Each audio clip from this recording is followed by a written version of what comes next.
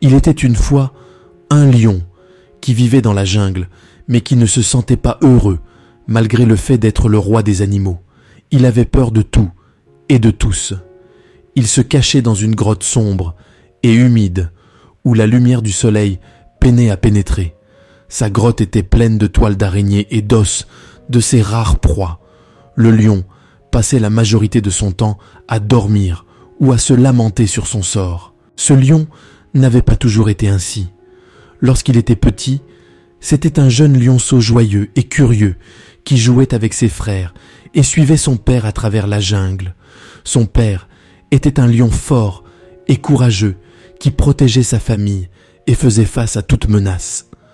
Le lion admirait son père et voulait lui ressembler. Mais un jour, tout changea.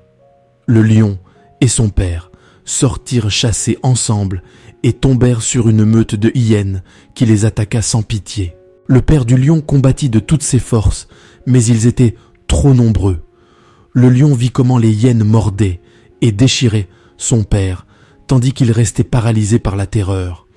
Incapable d'aider son père, ou même de rugir, il ne put que s'échapper et courir jusqu'à sa grotte, où il se réfugia avec sa mère et ses frères. Depuis lors, le lion ne fut plus jamais le même. Il devint timide et renfermé, et évitait de sortir de sa grotte. Il avait peur des hyènes, des autres animaux, et même de sa propre ombre. Il se sentait incapable de rugir, de chasser, de se défendre. Il se sentait indigne d'être un lion, et encore moins le roi des animaux. Les autres animaux se rendirent compte de sa lâcheté et se moquèrent de lui. Ils le surnommaient le lion peureux, le lion poule mouillé. Certains osaient même lui voler sa nourriture ou envahir son territoire. Le lion ne faisait rien pour les en empêcher. Il se résignait et se cachait encore plus dans sa grotte. Un jour, le lion décida de sortir de sa grotte, poussé par la faim et la curiosité. Il voulait voir s'il y avait autre chose dans la jungle que la peur et la douleur. Il marchait prudemment, essayant de passer inaperçu, mais il se rendit vite compte qu'il n'était pas seul. Une meute de hyènes avait suivi sa trace et l'avait encerclé. Le lion se sentit acculé et terrifié. Les hyènes se moquaient de lui et le menaçaient de le dévorer. « Regarde, regarde, c'est le lion peureux », disait une hyène avec un rire malveillant. « Où vas-tu, petit lion? Chercher ton papa. »« Laisse tomber, il ne vaut pas la peine », disait une autre hyène avec mépris. « C'est juste un sac d'os et de peau. Il n'a ni chair ni sang de lion. Allons, ne soyez pas cruel, » disait une autre hyène avec une voix de fausse compassion. « Donnons-lui une chance. Peut-être qu'il peut prouver qu'il est un vrai lion. Qu'est-ce que tu en dis si on le laisse rugir ?» Les hyènes éclatèrent de rire et se moquèrent encore plus du lion. Elles le défiaient de rugir, de montrer son courage, de leur faire face. Le lion voulut rugir, se défendre, s'échapper, mais il ne le pouvait pas. Sa gorge était sèche, son corps tremblait, son esprit était brouillé. Il ne put émettre qu'un faible miaulement qui fit rire encore plus les hyènes. « C'est tout ce que tu peux faire, lion peureux », dit la hyène leader avec un grognement. « Tu es une honte pour ta espèce, tu ne mérites pas de vivre. Attaquez, frère, finissons-en avec lui. » Les hyènes se jetèrent sur le lion, prêtes à le déchiqueter. Le lion se résigna à son sort et ferma les yeux, attendant la douleur, le sang, la mort. Mais rien de cela ne se produisit. À la place, il entendit un son qui lui était familier, un son qui le remplit d'espoir, un son qui le fit ouvrir les yeux. C'était le son d'un rugissement. Un rugissement puissant, imposant, majestueux, un rugissement de lion. Le lion regarda autour de lui et vit une scène qu'il ne pouvait croire. Un homme vêtu d'une tunique orange s'était interposé entre lui et les hyènes. L'homme avait une barbe blanche, un sourire serein et des yeux profonds. L'homme était un moine qui avait rugi comme un lion. Les hyènes s'étaient arrêtées net, surprises et effrayées par le rugissement du moine. Le moine leur parla avec une voix ferme et tranquille. « Laissez ce lion en paix, ne lui faites plus de mal. Il ne vous convient pas d'irriter un lion, ni un moine. « Que dis-tu, vieux fou ?» répliqua la hyène leader avec mépris. « Que peux-tu faire contre nous? Ne vois-tu pas que nous sommes plus nombreux et plus forts? Ne vous laissez pas tromper par les apparences, avertit le moine. Ce n'est pas le nombre, ni la taille qui compte, mais le cœur et l'esprit. J'ai le cœur et l'esprit d'un moine, et vous, vous avez le cœur et l'esprit de hyène. Mais ce lion a le cœur et l'esprit d'un lion, et c'est ce qui compte. De quoi parles-tu, vieux fou? Insista la hyène leader avec impatience. Ne vois-tu pas que ce lion est un lâche? Ne vois-tu pas qu'il ne peut même pas rugir? Ne vois-tu pas qu'il est notre proie? Ce que je vois, c'est ce que vous croyez voir, répondit le moine. Mais ce que je vois vraiment, c'est ce que vous ne pouvez pas voir. Ce lion est un lion courageux. Il ne le sait simplement pas. Il a le pouvoir et la force d'un lion. Il ne les utilise simplement pas. Il a le cœur et l'esprit d'un lion. Il ne les ressent simplement pas. Mais je vais lui enseigner, et quand il apprendra, vous regretterez de l'avoir dérangé. Le moine se tourna vers le lion et lui dit « Viens avec moi, ami lion. Je vais te montrer quelque chose qui va changer ta vie. » Le lion se leva avec difficulté et suivit le moine sans bien comprendre ce qui se passait. Les hyènes restèrent perplexes et confuses, sans savoir quoi faire. Le moine et le lion s'éloignèrent des hyènes et s'enfoncèrent dans la jungle. Le moine conduisit le lion jusqu'à un lac tranquille et lui dit « Regarde ton reflet dans l'eau. » Le lion se pencha sur le lac et vit son image.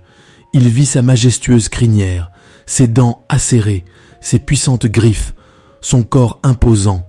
Il vit le regard d'un lion, le regard d'un roi. « Que vois-tu » demanda le moine. « Je vois un lion » répondit le lion avec étonnement. « Ce lion, c'est toi » affirma le moine. « Ce lion est celui que tu as toujours été, celui que tu seras toujours. Tu dois simplement croire en toi-même et agir avec courage. » Le lion sentit un changement en lui. Il sentit que sa peur se dissipait et que sa confiance grandissait. Il sentit que sa voix se fortifiait et que son rugissement résonnait. Il sentit que son instinct s'éveillait et que sa chasse commençait. Il sentit que sa dignité se restaurait et que son règne s'affirmait. « Comment as-tu fait ?» demanda le lion. « Je l'ai fait avec l'aide du bouddhisme, » répondit le moine. « Le bouddhisme est une philosophie et une pratique qui t'enseigne à te libérer de la souffrance et à atteindre le bonheur. Le bouddhisme t'apprend à voir les choses telles qu'elles sont, pas comme tu crois qu'elles sont. Il t'enseigne à cultiver la sagesse, la compassion et le courage. »« Qu'est-ce que la sagesse ?»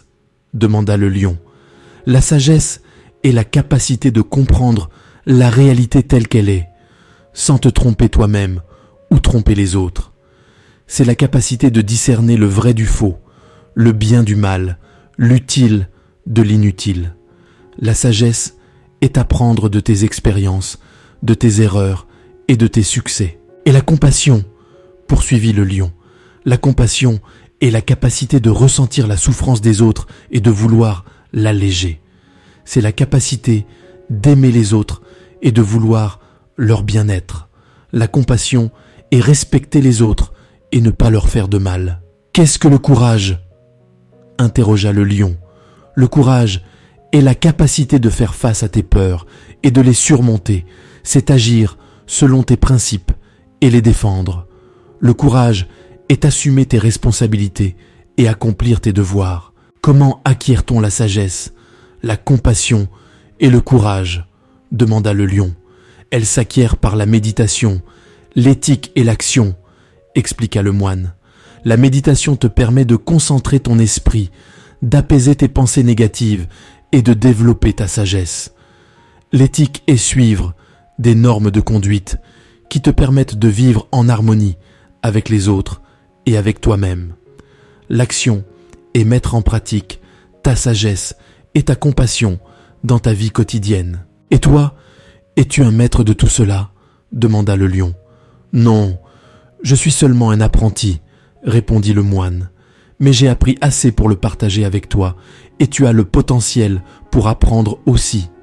Il suffit de suivre mes conseils et de pratiquer avec diligence. » Le moine donna au lion 3 conseils. Ne pas se laisser tromper par les apparences, mais reconnaître son vrai potentiel et agir avec courage. Ne pas s'attacher à ce qu'il ne peut pas contrôler, mais accepter le changement avec sérénité. Et ne pas s'isoler du monde, mais cultiver des relations sincères et harmonieuses avec les autres. Le lendemain, le lion sortit dans la jungle, non pas pour se cacher ou fuir les autres animaux, mais pour les affronter avec dignité et respect. Si on l'attaquait, il se défendait fermement, mais sans cruauté. Si on l'offensait, il pardonnait généreusement, mais sans faiblesse.